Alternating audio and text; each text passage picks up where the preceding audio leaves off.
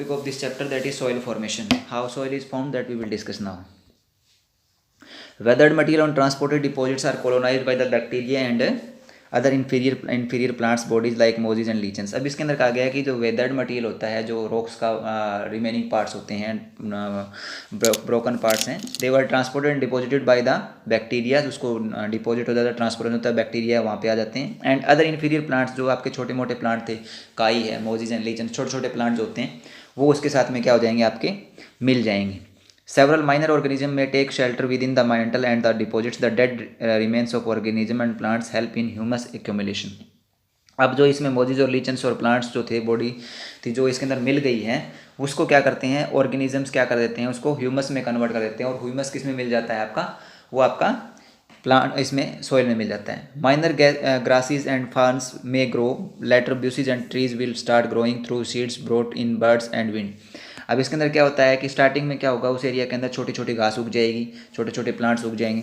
फिर उसके बाद में क्या होता है, वहाँ पे बुशेज और ट्री विल स्टार्ट ग्रोइंग, वहाँ पे उगने लग जाते हैं. वो किसके through seeds brought in by the birds and wind. जो कई बार क्या होता है कि जो बर्ड्स थोड़ी बहुत दाने वगैरह उठा के ले आते हैं कहीं से, या जो हवा है उसके साथ में उड़ के कोई वहाँ पे सीड्स आ जाएगा, वो वहाँ पे उग जाएगा. तो ये प्रोसीजर होता है उसके ऊपर फिर आपका प्लांट्स और ट्रीज़ का उगने का. Plant roots penetrate down, burying animals bring up particles, mass of materials become porous and sponge-like with a capacity to retain water and to permit the passage of air, and finally a mature soil, a complex mixture of mineral and organic produced form. अब इसके क्या होता है कि जो plants होते हैं वो क्या कर देते हैं, रूट्स होती है उनकी, वो पेनिट्रेट करती है, यानी वो फैलती है. उसके अंदर क्या करते हैं, एनिमल्स अपने पार्टिकल्स वगैरह या कुछ चीज़ों को वहाँ पे क्या कर देते हैं, उसमें ले जाते हैं. और उससे क्या हो जाता है, वो पोरस का मतलब होता है जिसमें से कोई चीज़ निकल जाए. तो उसमें क्या होगा, वो पोरस बन जाएगी और उसमें से क्या होगा, आपका वाटर है उसके अंदर चला जाएगा. और वाटर जाने से क्या होगा, उसमें एयर भी चली जाएगी और उसमें सॉइल है वो लास्ट में क्या हो जाएगा, वो मिक्सचर है उसका बन जाएगा और वो फाइन सॉइल वहाँ पे बन जाएगी.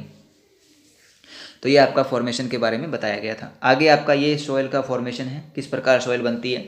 सबसे पहले क्या होता है, डिसइंटीग्रेटिंग रॉक्स. सबसे पहले क्या होगा, ये रॉक्स है ये आपकी सारी टूटेगी. फिर क्या होगा, रॉक्स टूटने के बाद में इसके अंदर क्या होगा, आपका पेरेंट मटेरियल. ये आपका सारा क्या है, रॉक्स टूटी हुई है, इसको क्या बोला गया, पेरेंट मटेरियल. इसके बाद में नेक्स्ट आपका क्या होता है, उसके अंदर होराइजन सी के अंदर ये हो गया. फिर आपका ए के अंदर क्या बताया गया है, जो पेरेंट मटेरियल है उसके अंदर क्या हो जाएगा, जो स्मॉल पार्टिकल्स थे उसमें ऑर्गेनिक मैटर मिल जाएगा. ऑर्गेनिक मैटर क्या होते हैं, जो प्लांट्स और एनिमल्स के पार्ट्स होते हैं वो मिल जाएंगे. और फिर लास्ट में क्या होगा, आपका इस तरीके से फाइन सॉइल बन जाएगी. तो उसमें क्या बताया गया, 3 लेयर्स बताई गई है, होराइजन सी, होराइजन बी और होराइजन ए. होराइजन सी सबसे नीचे, होराइजन बी बीच वाली और होराइजन ए आपका ए वाली. होराइजन का मतलब होता है layers. These are the 3 layers of the soil. इस तरीके से सॉइल बनती है. सबसे पहले ये रॉक्स का वेदरिंग होगा, फिर उसके बाद में रॉक्स स्मॉल पार्ट्स में हुई, फिर बिल्कुल फाइन पार्टिकल्स बने उसके, उसमें फिर आपका ऑर्गेनिक जो थे आपका प्लांट्स और एनिमल्स के पार्ट्स वो मिले, और फिर लास्ट में क्या होगा, आपका सॉइल बन गई. तो that is the procedure of soil formation. Now next given parent material. Parent material क्या होता है कि जो वेदर्ड रॉक्स के जो प्लांट पार्ट्स होते हैं, जो रॉक्स टूटने के बाद में उसके जो डेब्रीज, छोटे मोटे पत्थर, छोटे मोटे जो आपको पार्टिकल्स हैं, वो क्या होंगे, ट्रांसपोर्टेड डिपॉजिट्स, और वो ट्रांसपोर्ट वहाँ से होकर दूसरे एरिया में डिपॉजिट हो जाएंगे. Soil formation depend on the texture. Texture का मतलब होता है कि साइज ऑफ डेब्रीज, वो जो पत्थर वगैरह थे या जो पार्टिकल्स आए हैं रॉक्स के वेदर्ड होने के बाद में, उनके ऊपर डिपेंड करेगा कि उनका साइज़ कितना है. And structure as well as the minerals and chemical composition of the rock debris, यानी उसके अंदर कौन से मिनरल्स है, कौन सी केमिकल कंपोजिशन उसमें हुई है, कौन से मिनरल्स थे जिसके कारण केमिकल कंपोजिशन हुई है. तो उसके ऊपर भी डिपेंड करता है सॉइल फॉर्मेशन का. Nature and rate of weathering and depth of weathering mental. इसमें दूसरा इसके अंदर क्या करता है कि जो रॉक्स का वेदरिंग हुआ है वो कितनी डेप्थ तक हुआ है, कितनी गहराई तक रॉक्स है उसकी आपका वेदरिंग प्रोसेस हुआ उसके ऊपर. When soil are very young and have not matured, these show strong links with type of parent rock. यानी अगर सॉइल जो है वो आपका यंग है और मैच्योर नहीं है अभी तक, यानी पूरी तरीके से सॉइल बनी नहीं है, तो उसमें क्या मिलेगा आपको, जो लिंक है उसका किससे होगा, आपका पेरेंट रॉक. पेरेंट रॉक यानी जो आपकी रॉक जिसके टूटने से ये सॉइल बनती है उसका उसमें आपको ज़्यादा मिलेगा, रॉक्स का मटेरियल वो ज़्यादा मिलेगा, उसमें ह्यूमस वगैरह आपको कम मिलेगा. Also, in case of limestone areas where the weathering process are specific and peculiar, soils will show clear relation with the parent rock. यानी जहाँ पे लाइमस्टोन ज़्यादा होता है, चूना पत्थर वाले एरिया में आपको सोइल में बिल्कुल क्लियर कट दिखाई देगा कि ये जो रॉक है, पेरेंट रॉक है, उसका इसमें काफ़ी सारा मटेरियल इसमें है.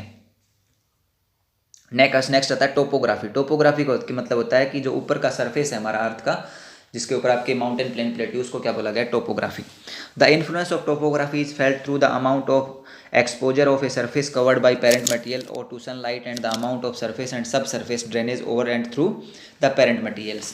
यानी इसके अंदर ये बताया गया है कि जो आपका टोपोग्राफी है उसका प्रभाव भी उसके ऊपर पड़ता है, क्योंकि उसके ऊपर जो आपका पेरेंट मटेरियल है उसके ऊपर सनलाइट है, उसके ऊपर बारिश है, उसका क्या प्रभाव पड़ रहा है, यानी वहाँ से पानी का मूवमेंट कैसे है। अगर माउंटेन एरिया है तो वहाँ पे आपको पता है नीचे की तरफ पानी जाएगा, प्लेन एरिया तो वहीं पे रुक जाएगा पानी। तो इस तरीके से उसका उसके अकॉर्डिंग भी देखा जाता है। टोपोग्राफी मतलब ऊपर का पार्ट कैसा है, प्लेन है, प्लेट्यू है, माउंटेन है, तो उसी के अकॉर्डिंग उसमें सॉइल में क्या है, आपको मॉइस्चर है या जो आपका ह्यूमस है, उन चीज़ों का आपको अलग अलग अमाउंट मिलेगी। Over gentle slope where erosion is slow and percolation of water is good, soil formation is very favourable. यानी जहाँ पे जेंटल स्लोप होगी, यानी स्टीप स्लोप, खड़ी ढाल नहीं होगी, वहाँ पे क्या होगा, आपको जो स्लोप है उसके ऊपर इरोजन क्या होगा, आपका कटाव जो है मिट्टी का वो स्लो होगा। तो उस एरिया में आपको क्या है, गुड क्वालिटी सॉइल है वो आपको मिलेगी वहाँ पे, या सॉइल फॉर्मेशन उस एरिया में ज़्यादा आपको अच्छी मिलेगी। इन मिडल लैटिट्यूड्स आपके कह सकते हो आप 30 से 60 के बीच वाला जो एरिया वो मिड लैटिट्यूड्स का एरिया हो गया आपका। In south facing slopes exposed to sunlight have different condition of vegetation and soils, and the north facing slope with cool moist condition have different soil and vegetation। अब क्या कहा गया है कि जो मिड लैटिट्यूड का एरिया होता है वहाँ पे जो माउंटेन एरिया है, जो आपका सनलाइट के सामने वाला एरिया है, वहाँ पे आपको क्लाइमेट और वेजिटेशन अलग मिलेगी, क्योंकि वहाँ पे सनलाइट ज़्यादा आ रही है। उसके अपोजिट वाला एरिया जहाँ पे सनलाइट और आपका क्लाइमेटिक कंडीशन डिफरेंट है, जहाँ पे ठंड ज़्यादा पड़ती है, सर्दी ज़्यादा है, सनलाइट कम आ रही है, तो उस एरिया के अंदर आपको वेजिटेशन है वो आपको अलग मिलेगी, और सोइल भी वहाँ पे आपको क्या है, अलग अलग तरीके की मिलेगी। यानी जो सनलाइट के सामने वाला एरिया है वहाँ पे आपको वेजिटेशन और आपका सोइल है वो अलग मिलेगी, और जो उसके अपोजिट है जहाँ पे ठंड ज़्यादा है, सनलाइट कम आ रही है, उस एरिया में आपको वेजिटेशन और सोइल दोनों ही क्या है, आपको डिफरेंट मिलेगी। नेक्स्ट आपका आता है क्लाइमेट भी आपको पता है कि एक मेन रोल प्ले करता है सॉइल के लिए, फॉर्मेशन के लिए। तो उसमें है मॉइस्चर एंड टेम्परेचर, ये दो चीज़ें हैं जो आपके इसमें क्लाइमेट के अंदर आती हैं, जो इफेक्ट करती हैं किसको, आपके सॉइल फॉर्मेशन को।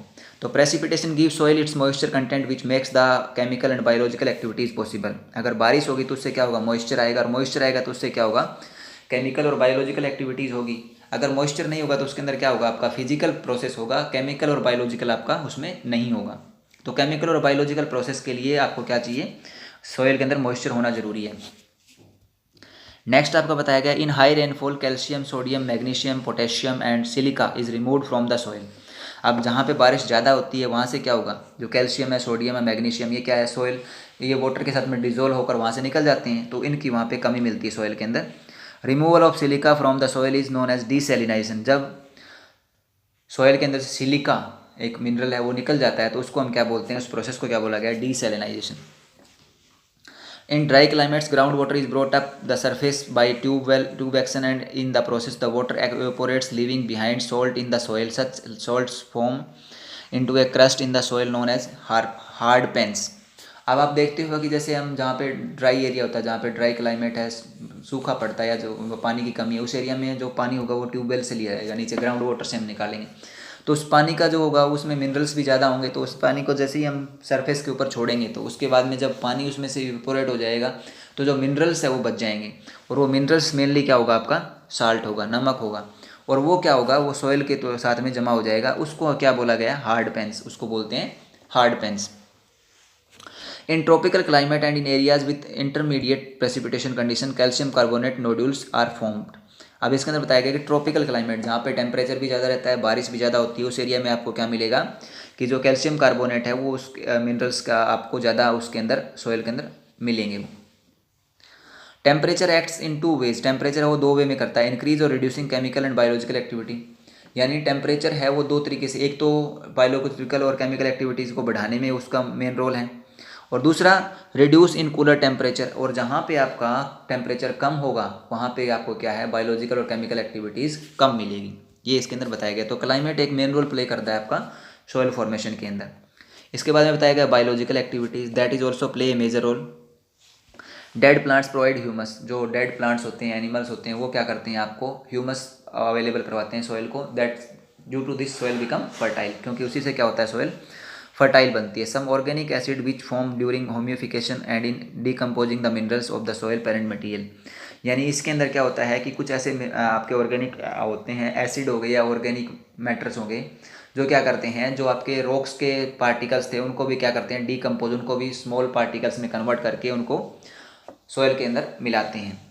Intensity of bacterial activity shows up difference between soil cold and warm climates, यानी बैक्टीरियल एक्टिविटी कितनी है किसी एरिया के अंदर, वो किस पे डिपेंड करती है कि वो एरिया कोल्ड क्लाइमेट वाला एरिया या वार्म क्लाइमेट वाला है। क्योंकि वार्म क्लाइमेट वाले एरिया में आपको बायोलॉजिकल एक्टिविटी या बैक्टीरियल एक्टिविटी आपको ज़्यादा मिलेगी in comparison of cold climate. तो वहाँ पे आपको क्या होगा, आपको सॉइल की फॉर्मेशन में भी डिफरेंस मिलेगा। Bacterias and other soil organism take gaseous nitrogen from the air and convert it into chemical form that can be used by plant. This process is known as nitrogen fixation. आपको पता है कि जो जितने भी bacterias वगैरह होते हैं जो सॉइल के अंदर है, वो क्या करते हैं, वो नाइट्रोजन लेते हैं और नाइट्रोजन को क्या करते हैं, वो सॉइल के अंदर फिक्स कर देते हैं। तो उस प्रोसेस को क्या बोला गया है, नाइट्रोजन फिक्सेशन। जैसे हम कुछ क्रॉप्स होती है जिनको हम लिग्यूमिनियस क्रॉप्स बोलते हैं, वो क्या करते हैं, जैसे आपका मस्टर्ड है, सॉरी ये आपका ग्राम चना है, दालें पल्सेस जितनी भी होती है, वो क्या करती हैं, उनकी रूट्स नाइट्रोजन को लेती है और नाइट्रोजन को फिक्स कर देती है सॉइल के अंदर। तो उससे क्या होता है कि जो सॉइल की फर्टिलिटी है वो बनी रहती है। Rhizobium, a type of bacteria, lives in the roots noodles of the leguminous plants and fix nitrogen beneficial to the host plant। ये मैंने आपको बता दिया। लेग्यूमिनियस क्रॉप्स जो होती है वो आपकी पल्सेस जितनी भी आपकी, वो मोस्टली सारी दालें जो होती है वो क्या करती है, वो फिक्स करती है नाइट्रोजन को सॉइल के अंदर। तो वो क्या होती है, उससे जो अगली फसल उगाएंगे उसके लिए वो ज़्यादा फायदेमंद होती है, उसमें ज़्यादा फसल अच्छी होगी आपकी। नाइट्रोजन क्या है, जो यूरिया हम डालते हैं वो नाइट्रोजन ही तो है आपकी। नाइट्रोजन मेनली क्या होता है, जो यूरिया हम खेत में डालते हैं दैट इज़ नाइट्रोजन। तो उसका क्या है कि वो हमें डालने की ज़रूरत नहीं पड़ेगी, क्योंकि अगर ये हम पल्सीज वाली क्रॉप्स उगाएंगे तो उससे क्या होगा कि नाइट्रोजन की कमी हमें फील नहीं होगी उसके अंदर। The influence of large animals like on termite earthworm rodent चूहे को बोला जाता है, is mechanical. They rework the soil up and down. In case of earthworms as they feed on soil the texture and chemistry of the soil that comes out of their body change. अब इसके अंदर बताया गया कि जो animals होते हैं वो भी एक मेन रोल प्ले करते हैं सॉइल फॉर्मेशन के अंदर, जिसमें आपका आंट चिंटी होती है, वो आपको पता है बिल वगैरह बनाती है। जैसे टर्माइट जो दीमक होती है वो भी, अर्थवॉर्म्स जो आपके केंचुए होते हैं, और रोडेंट जो चूहे वगैरह जो होते हैं, ये क्या करते हैं, सॉइल को रिवर्क करते हैं, यानी अप एंड डाउन करते रहते हैं उसको। और केस जो अर्थवॉर्म होते हैं वो क्या करते हैं, सॉइल को फीड देते हैं, यानी सॉइल का वो खाते रहते हैं, और उसके वो जो उनका वेस्ट मटेरियल होता है वो अर्थवॉर्म्स का, वो क्या होता है, सॉइल को फाइन क्वालिटी बनाता है। नेक्स्ट होता है टाइम। टाइम सबसे इंपॉर्टेंट है, क्योंकि टाइम के बगैर सबसे मेन रोल प्ले किसका होता है कि सॉइल की क्वालिटी डिपेंड करती है उसके टाइम के ऊपर। तो इसमें क्या कहा गया, time is the third important controlling factor in the soil formation. The length of time the soil forming process operate determines maturation of soil and profile development. यानी जितना टाइम मिलेगा उसी के अकॉर्डिंग क्या होगा, सॉइल की हमें क्वालिटी का पता चलेगा किस क्वालिटी की सॉइल है।